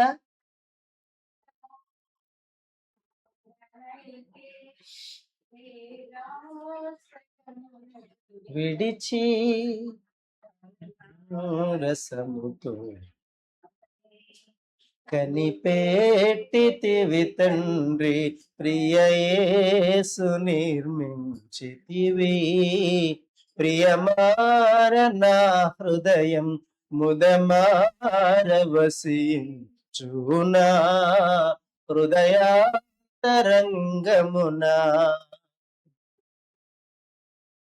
అవునా? జాగరూకతతో ఉండాలి, మెళకువగా ఉండాలి. ఏ ఘడియన ప్రభు వస్తాడో తెలియదు. ఈవేళ పరిస్థితులన్నీ చూస్తే రేపే అన్నట్టుంది, ఈ ఘడియే అన్నట్టుంది. ఒకసారి చూసుకోండి, ప్రపంచ పరిస్థితులు చూసుకోండి, ఒకసారి మన పరిస్థితులు చూసుకోండి ఒకసారి. యేసు ప్రభు చెప్పాడు, తండ్రిని, తల్లిని, అన్నదమ్ముల్ని, అక్క చెల్లెల్ని అప్పగించే ఘడి వస్తుంది. తాను బ్రతకడం కోసం వాళ్ళని అప్పగించి తాను బ్రతకాలనుకునే భయంకరమైన ఘడి ఒకటి వస్తుందని చెప్పాడు. ఆ ఘడి ఇప్పుడు వస్తుంది, చూసుకోండి. ఇవన్నీ జరుగుతున్నప్పుడు మనుష్య కుమారుని రాకడ సమీపించిందని తెలుసుకోండి అని చెప్పాడు. ఇవన్నీ సూచనలు. ఎందుకంటే నువ్వు జాగ్రత్త పడాలని, ఎందుకంటే నువ్వు పరలోకం రావాలని, నువ్వు నరకాగ్ని గుండం తప్పించుకోవాలని ప్రాణం పెట్టి తన ప్రాణం మనకు బదులుగా దేవునికి సమర్పించుకొని దేవుని దగ్గర క్షమాపణ వేడుకోవడానికి తనని తాను శుద్ధీకరణ చేసుకొని ఆ శుద్ధీకరణ చేసిన రక్త మాంసములు పట్టుకొని దేవుని దగ్గరికి వెళ్ళాడు. ఇప్పుడు నువ్వు ఆ రక్త మాంసాలకు అర్హతను సంపాదిస్తే అవి నీ మీద చల్లి నిన్ను పరలోకం పట్టుకుపోతాడు. అవి చల్లబడితేనే, అవి నీ మీద పడితేనే గాని నీకు నిత్యత్వం లేదు, రాదు. గమనించుకో, నీ విశ్వాసం కూడా సరిగ్గా లేదు, సరైన పునాది మీద కట్టబడలేదు. జాగ్రత్తగా చూసుకోండి, సిద్ధపడండి. అంజూరపు చెట్టును అడిగినట్టు అడుగుతాడు. అదే ఈ ఉపమానంలో కూడా చెప్తున్నాడు. ఏ ఘడియను వస్తాడో, ఏ క్షణాన్ని వస్తాడో, 2వ జామున వస్తాడో, 3వ జామున వస్తాడు. నువ్వు మత్తుగా ఉన్నప్పుడు వస్తాడు, నువ్వు మై మర్చిపోయినప్పుడు వస్తాడు, నువ్వు ఒళ్ళు మర్చిపోయి ప్రవర్తిస్తున్నప్పుడు వస్తాడు, నువ్వు కన్ను మిన్ను గానకుండా ప్రవర్తిస్తున్నప్పుడు వస్తాడు, నోటికి అడ్డు అదుపు లేకుండా ప్రవర్తిస్తున్నప్పుడు వస్తాడు. నీకున్నటువంటి గర్వంతో నువ్వు ప్రవర్తిస్తున్నప్పుడు చటుక్కునొచ్చి నీ ముందు ప్రత్యక్షం అవుతాడు. ఏం చేయగలవు?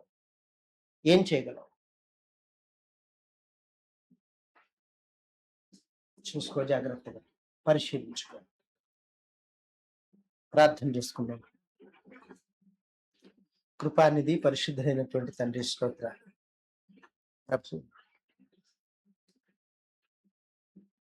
మీరు వచ్చే ఘడియ ఎరిగి మెలకువగా ఉండడం. ప్రభు, ఒకవేళ శరీరం బలహీనపడి ఉండొచ్చు, కానీ ఎప్పుడు కూడా నాయన విశ్వాసాన్ని బహు జాగ్రత్తగా కాపాడుకున్న, భక్తి నిరూపణతో ఉన్న జీవితాన్ని మాకు ప్రసాదించండి. రాజా, మీరు వచ్చి అంజూరపు చెట్టును అడిగినప్పుడు అకస్మాత్తుగా అడగానే నిబరబోయినట్టుగా కాకుండా ఎప్పుడొస్తాడా మీరు చూసే కన్యకల వలె సిద్ధపడి ఉండేట్టు అనుగ్రహించండి. శుద్ధత అనే మాటతో ప్రభు మమ్మల్ని మేము సిద్ధపరచుకొని మిమ్మల్ని ఎదుర్కొనేందుకు గాను, పెండ్లి విందు నుంచి సిద్ధపరిచి మీరొచ్చి మమ్మల్ని తీసుకెళ్లాలనుకునే మీ చేతులతో మాకు ఉపచారం చేసి మాకు తినిపించాలన్న మీ ప్రేమను పొందుకునే అదృష్టానికి నోచుకునేట్టుగా మమ్మల్ని సిద్ధపరచమని. దేవా, ఈ లోకం ఏడ్పిస్తున్నా, ఈ లోకం భయంకరంగా బెదిరిస్తున్నా, శ్రమల పాలు చేస్తున్నా, తుది వరకు విశ్వాసముతో నిలుచుటకు సహాయం చేయండి. దేవా, మీ దీవెన అనుగ్రహం మాకు దయచేయమని, మీ సన్నిధి కాంతిని తోడుగా ఉంచు. మీ వాక్కులు మాలో ఫలించినట్లుగా సిద్ధపరచు. మీ ప్రియకుమారుడు మా రక్షకుడైన క్రీస్తు ప్రభు వారి యొక్క శ్రేష్ఠ నామములో బ్రతిమాలి వేడుకుంటున్నాము తండ్రి. ఆమేన్.